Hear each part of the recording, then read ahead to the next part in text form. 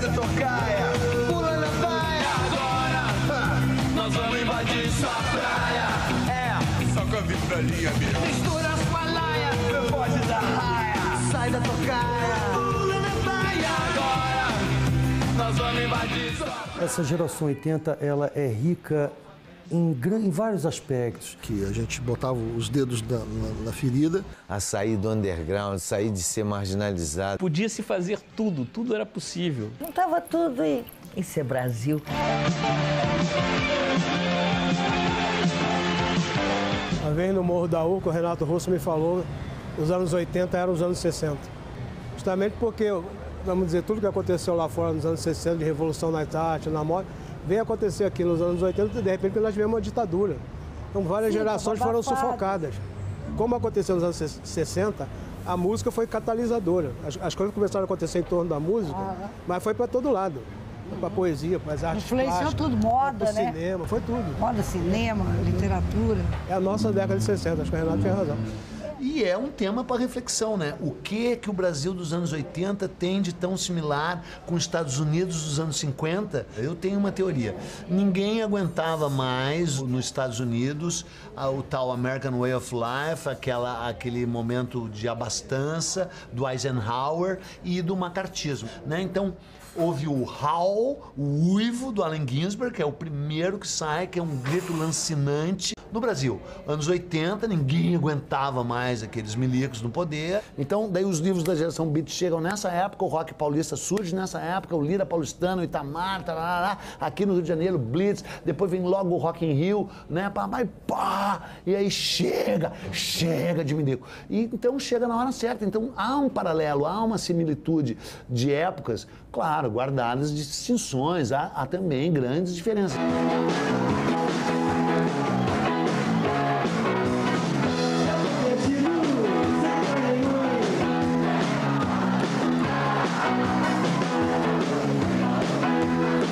Você estava saindo de 21 anos de ditadura militar, então havia uma ansiedade por liberdade muito grande. Podia-se fazer tudo, tudo era possível. E, principalmente, ninguém ficava esperando depender do governo, de verba pública, né, de lei Rouanet. Você fazia como você queria. Eu costumo dizer, talvez seja um exagero, mas depois da Semana de Arte Moderna de 1922...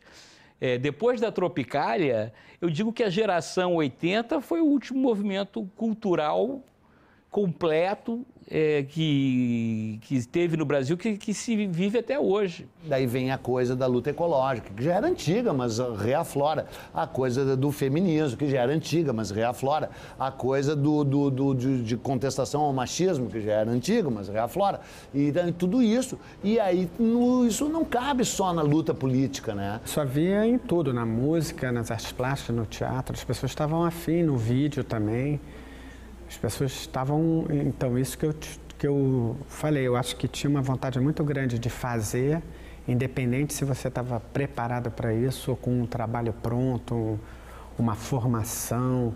Não existia muito isso. Essa formação, ela era muito precária, né? Sei lá, as pessoas estavam ali indo à luta e fazendo, faça você mesmo.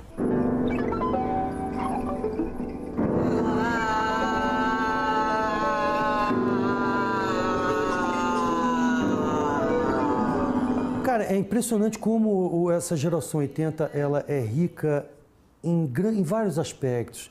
Essa questão da infanto-juvenil, da participação, ela é emblemática. Primeiro que tinham várias bandas infantis. Trem da Alegria, Menudo, Dominó, várias bandas focadas e direcionadas ao público infantil, infanto-juvenil.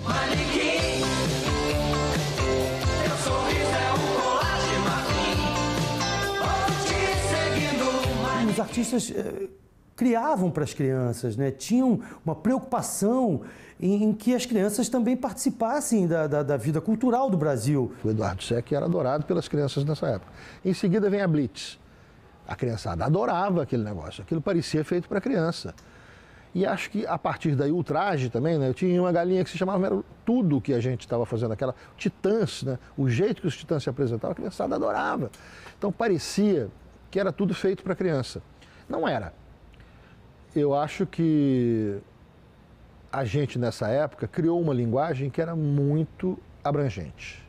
Falava com as crianças, falava com os adolescentes, falava com os adultos, falava com os rebeldes, vamos dizer assim, que estavam lutando contra uma causa. Eu acho que éramos foco de subversão, acho que a gente botava os dedos na ferida. Troque seu cachorro por uma criança pobre. Tem muita gente por aí que tá querendo levar uma vida de cão. Eu conheço um garotinho que queria ter nascido pastor alemão. Esse é o rock despedida pra minha cachorrinha chamada sua mãe.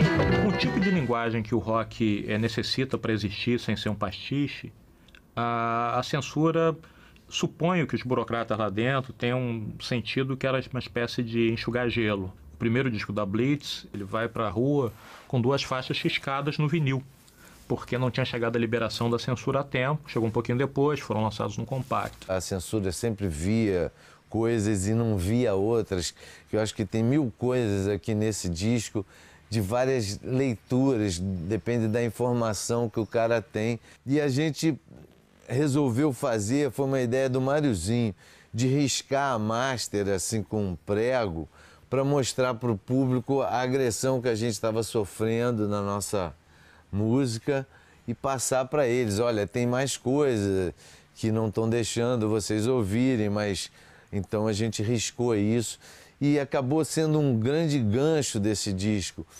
Várias agulhas foram quebradas, as pessoas botavam moeda em cima para ouvir o que a gente estava falando e tal. Aí a gente fez o segundo disco e a Beth Frígida foi pega também pela censura. Calma, Beth, calma. Calma, Beth, calma.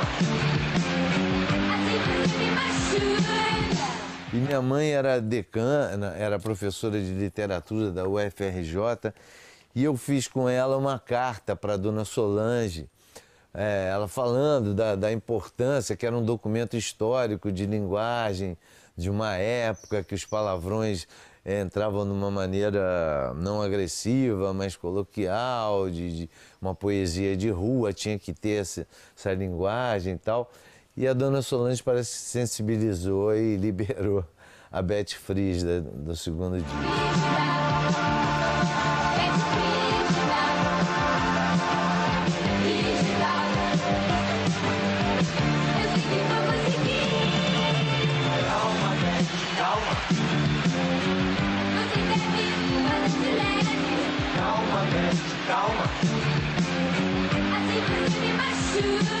Havia, na nossa geração, né, uma adesão incondicional ao movimento das diretas, né? Era óbvio que aquilo tinha que ser feito. E os artistas davam periodicamente declarações reforçando esse movimento.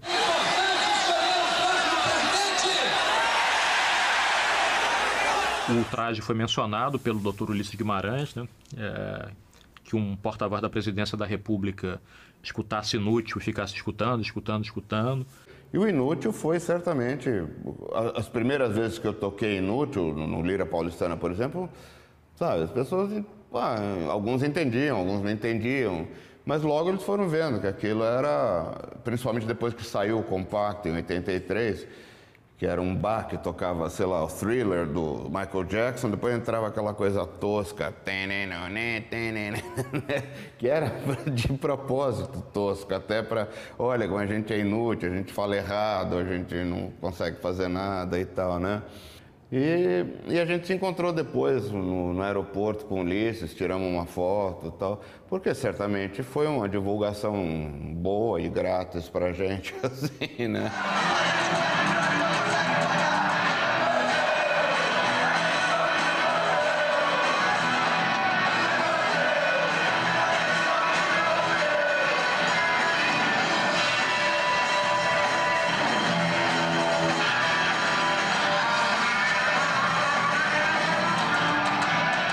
acho que Brasília, até 85, na época em que a gente veio para o Rio, em definitivo, Brasília ficou cercada por tanques. Sitiada. Você tinha a entrada e saída norte, entrada e saída sul da estrada, né?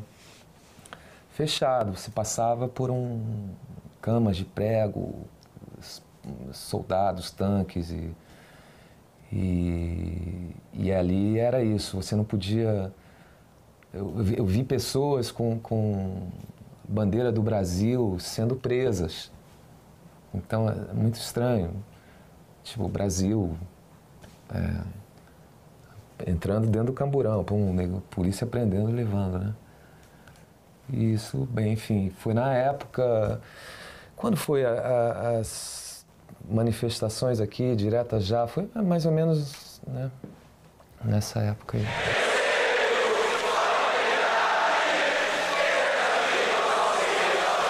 Primeiro, aquela frustração enorme das diretas já que não passaram. Tudo bem que valeu historicamente, porque graças à luta pelas diretas já, o povo voltou para as ruas, aquelas manifestações foram maravilhosas e tal. Só que daí é o seguinte, esse país canalha, porque o Brasil é um país hipócrita, canalha. Ninguém, o Brasil é do cacete, o Brasil não é do cacete, o Brasil nunca foi do cacete. O Brasil sempre foi hipócrita, o Brasil sempre foi mesquinho, e o Brasil sempre foi desse tamanhozinho em muitos aspectos. E mais uma vez, o foi quando as diretas já não passaram. Aí não passaram, embora o movimento tenha sido espetacular, maravilhoso, aí é eleito Tancredo. Acho que foi 3º ou 4º dia de Rock in Rio, Tancredo eleito. Então aquela coisa, novas esperanças, abertura, assim, a gente meio que saindo da ditadura, né? E pessoas com cabelo verde e amarelo. Foi uma redenção, porque os jovens brasileiros esperavam um grande festival de rock desde 1969, com Woodstock. Não tem Woodstock na ditadura, não existe essa possibilidade. Então, com um atraso de 15 anos, que o rock começa no Brasil, nos anos 80, esse movimento de rock como movimento, que no Brasil começa só nos anos 80, e o Rock in Rio foi, finalmente a gente tem, para mim, que sonhava com esse Woodstock, foi uma emoção enorme, né?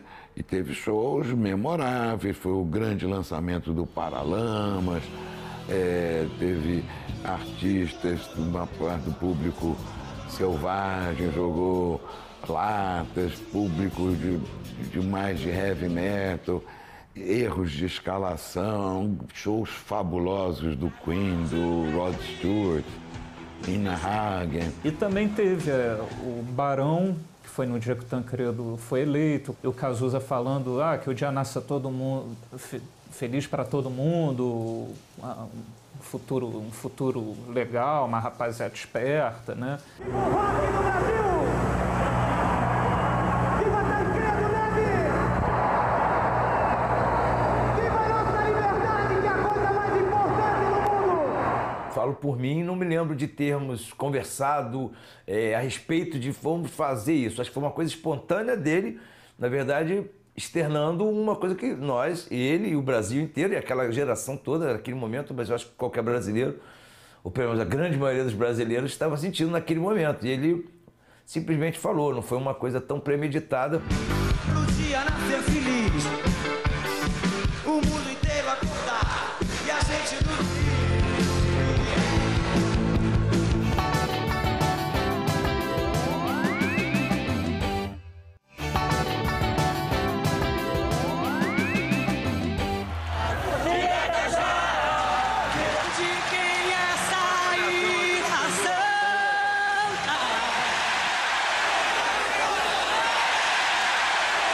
Havia, na verdade, uma esperança muito grande, né, do país mudar, realmente mudar. E essa chance, na verdade, é uma chance que foi difícil, porque foi indo para as ruas, 1 milhão de pessoas dizendo que queria votar para presidente, que queria votar, não passou a emenda Dante de Oliveira, ou seja, nós não poderíamos votar. Então a solução foi uma orquestração dentro do Congresso Nacional para que realmente existisse um candidato que pudesse representar os anseios do povo numa associação civil, né? E que fosse o partido da oposição. Quando chegou o dia da posse, o Tancredo foi internado. Só que daí não era o Tancredo, cara, daí era o Sarney, cara. E aí, ainda fizeram campanha pelos 5 anos, o Sarney, que era para ser 4, nos enfiaram 5. Inclusive com velhos compositores baianos, né, aos quais mantenho admiração e apreço e amizade, mas que foram fotografados fazendo 5. Só que, graças a Deus, as mudanças e as transformações se dão para além da política, graças a Deus. O Fernando Meirelles e o Tadeu Jungle, meus amigos e meus ídolos, eles mudaram a TV brasileira, né, em todos os sentidos. Cada um de um jeito, né? O Meirelles, ele trouxe essa coisa meio do repórter que não é repórter, da improvisação, da provocação, da cara de pau, né? Tem uma coisa que é muito importante para a nossa geração, que foi Monty Python, né? E eu acho que isso formou todo mundo ali, o tipo do humor, o tipo de provocação. E aí o Meirelles tinha isso assim no programa dele. E o Tadeu, cara, ele tinha uma linguagem, ele trazia essa linguagem do Zé Celso, né? Do tropicalismo para televisão, que era mágico, que era de uma poesia e ao mesmo tempo de uma denúncia, entendeu? Que olha, tem vídeos do Tadeu que se você olhar hoje em dia, você fica de boca aberta, assim. Tipo, nada precisa ser dito e tudo precisa ser dito ao mesmo tempo, entendeu? O povo, o que o povo tem a dizer, o que o povo tem a falar, vamos ouvir o povo, né? Pouco a pouco essa linguagem foi indo pra TV, né? Foi primeiro pra TV Cultura, depois foi pra TV Gazeta. Aí, pouco a pouco, a Globo viu aquilo, as grandes emissoras viram aquilo e falaram, gente, isso aqui que é televisão, não é aquilo que a gente estava fazendo há tempos atrás, né? E hoje você não percebe mais a diferença entre aquela linguagem e a linguagem de hoje, porque realmente ela foi absorvida pelo mainstream, né? O que se faz na TV hoje é aquilo que a gente fazia nos anos 80. Né? Meus amigos, vamos receber o maior grupo da Jamaica. Pode subir um bocadinho, Sobral. Vamos receber o grupo Pequene Cambadã. O programa do Chacrinha era aquela anarquia, então a gente já tinha uma simpatia por isso, por conta dos medalhões da MPB, do Gil mesmo, alô, alô, velho guerreiro, aquele abraço e tudo, e o Caetano. E era uma salada louca. O Chacrinha talvez fosse um belo exemplo do que era essa loucura, né, que é o Brasil, né? Ele não tinha conceitos, logo não tinha preconceitos. E ele era absolutamente brasileiro, mas sem o ranço brasileiro, entende? Então, ele não tinha aquele ranço, não, com esse eu não me dou, porque ele é diferente de mim, aquele é brega, aquele é não sei o quê, aquele é aquilo. Ele botava tudo junto e dizia assim, ó, isso é Brasil, né?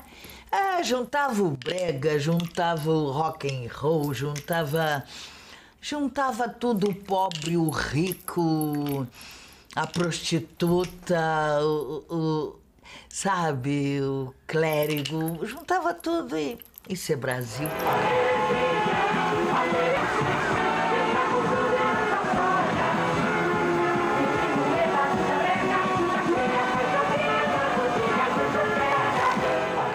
O uso de drogas também era muito popular. Eu tive um problema cedo com as drogas. Teve uma época que cocaína era uma coisa muito comum. Acho que é complicado generalizar e tal. Cada pessoa se relaciona com cada substância de um jeito diferente e tal. Mas eu achava que a cocaína trazia o pior das pessoas para fora, ou que ela tinha como traço do seu efeito o mau caratismo. Houve um chefe de polícia no Rio de Janeiro, né, o Hélio Luz, que dizia que a cidade brilhava à noite, assim, de tanta cocaína que se cheirava. Essa é uma marca muito notável dos anos 80 na cidade. É difícil pensar em algum episódio dos anos 80 em que não tenha, pode de alguma forma, associado. Mas daí, cara, porra, surgiram esses Yuppie, né, cara? E o pior é que certos amigos nossos, muito talentosos, da Folha de São Paulo, viraram Yuppie e se vestiam naquela Mr. Wonderful, também conhecida como Ao Palhaço Elegante. E ainda por cima, numa recaída do que já tinha acontecido nos anos 70, concluindo que maconha era feio, era de morro e fedia, e que o bom era cheirar pó.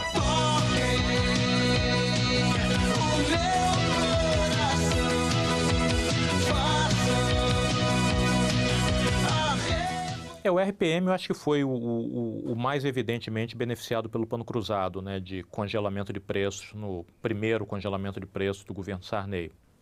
Naquele ano de 86, as vendagens do disco são extraordinárias, são gigantescas para qualquer parâmetro, não só da música brasileira, como da música internacional, ainda hoje, né?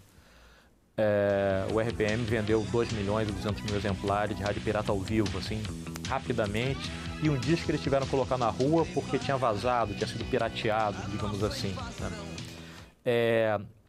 Com a absorção de um contingente que a estimativa variava entre 10 e 20 milhões de pessoas no mercado consumidor, essas pessoas passaram a consumir não só bens de consumo, mas também a arte que estava mais visível naquele momento, né? A forma de arte, no caso da música, o rock.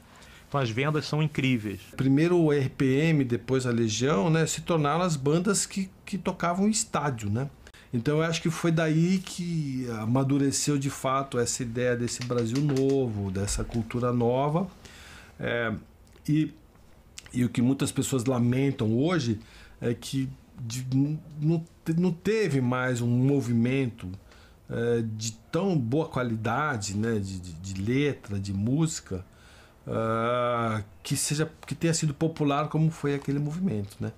Tirando o Chico Sainz, que nem foi tão popular assim, tirando Mangue Beat, tirando uma outra, né, uma outra coisa assim, mas de cultura de massa popular, mainstream, em primeiro lugar nas paradas que lotavam o estádio, não tem mais no Brasil, né? Um Renato Russo, um Cazuza. Tenho medo de dizer o que eu quero tanto. Tenho medo e eu sei por quê. Estamos esperando.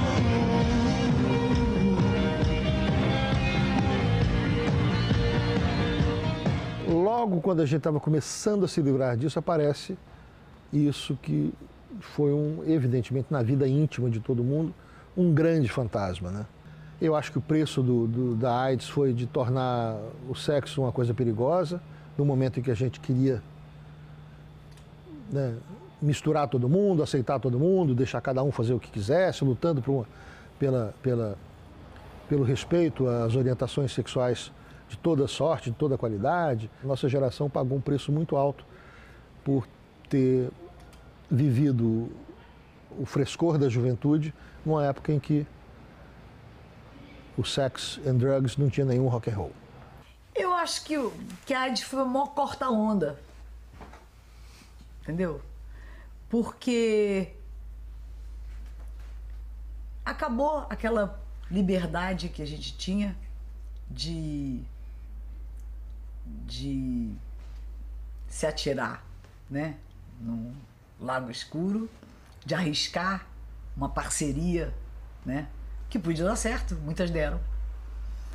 Hoje você não pode arriscar muito, não pode arriscar nada. Além do fato de que foi ceifando os amigos todos, né? Então, essa perda foram muitos.